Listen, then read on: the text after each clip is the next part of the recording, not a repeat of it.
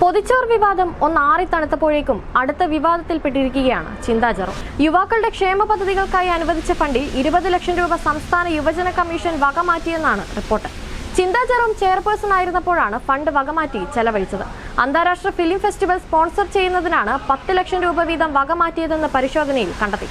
യുവജനങ്ങളുടെ ക്ഷേമത്തിനായി വിവിധ പദ്ധതികൾക്കായി നടപ്പിലാക്കുന്നതിന് നിയമസഭ യുവജന കമ്മീഷനെ അധികാരപ്പെടുത്തിയിരുന്നു.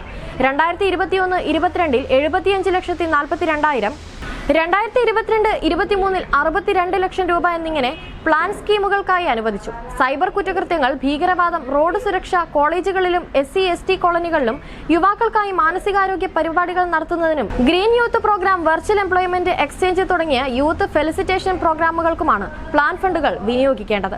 എന്നാൽ കണക്കുകൾ പരിശോധിച്ചതിൽ യുവജനക്ഷേമത്തിന്റെ പ്രത്യേക ലക്ഷ്യങ്ങൾക്കായി അനുവദിച്ച ഫണ്ടിന്റെ ഗണ്യമായ ഒരു ഭാഗം കമ്മീഷൻ സംസ്ഥാന ചലച്ചിത്ര അക്കാദമിയിലേക്ക് മാറ്റിയതായി കണ്ടെത്തി.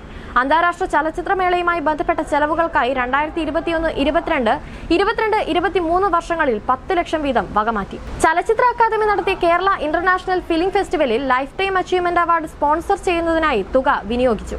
ചലച്ചിത്ര അക്കാദമി സമർപ്പിച്ച യൂട്ടിലൈസേഷൻ സർട്ടിഫിക്കറ്റ് പ്രകാരം യുവജന കമ്മീഷനെ പ്രതിനിധീകരിച്ച് ചില പരസ്യങ്ങൾ കാണിക്കുകയും കമ്മീഷന്റെ ലോഗോ പ്രദർശിപ്പിക്കുകയും അന്താരാഷ്ട്ര ചലച്ചിത്രമേളയിൽ കമ്മീഷന് 23 പാസുകൾ നൽകുകയും ചെയ്തു. യുവജന കമ്മീഷനുള്ള ഫണ്ട് വിനിയോഗിക്കേണ്ടത് മദ്യം, മയക്കുമരുന്ന് മുതലായ ഉപയോഗത്തിനെതിരെ യുവാക്കളെ ബോധവൽക്കരിക്കുന്നതിന് നിയമസഭ അനുവദിച്ചതാണെന്ന് പരിശോധനയിൽ വ്യക്തമായി. ഈ തുക അനുവദിച്ച ആവശ്യത്തിന് ഉപയോഗിക്കുന്നതിന് പകരം കമ്മീഷൻ 10 ലക്ഷം രൂപ വകമാറ്റി ചെലവഴിച്ചു. 2021-22, 22-23 വർഷങ്ങളിൽ നിയമസഭയുടെ അറിവില്ലാതെ, അനുമതിയില്ലാതെയാണ് അന്താരാഷ്ട്ര ചലച്ചിത്രമേളയിൽ ലൈഫ് ടൈം അവാർഡുകൾ സ്പോൺസർ ചെയ്തത്.